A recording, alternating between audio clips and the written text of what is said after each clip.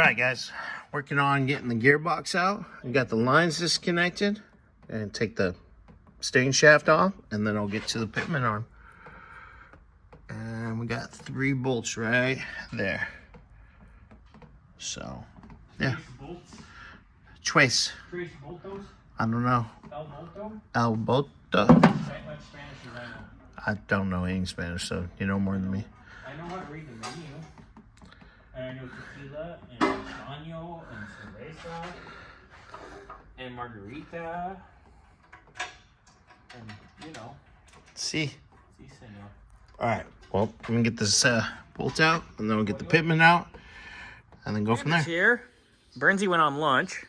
Xander's here. He's continuing on the process. Get in here, sir. Get a light.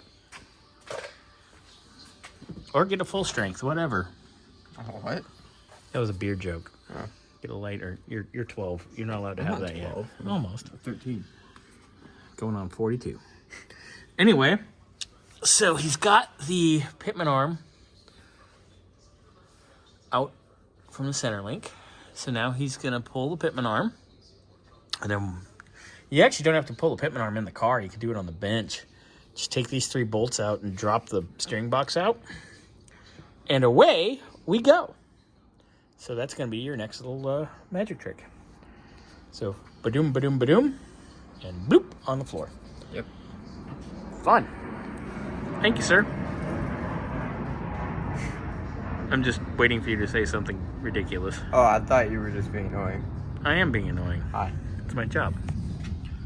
All right, and then once that's out, we'll take the power steering pump out, get that ready, and then once all that stuff is out, we will start on slowly dropping our subframe just a little bit to start doing the subframe bushings. Fun, fun.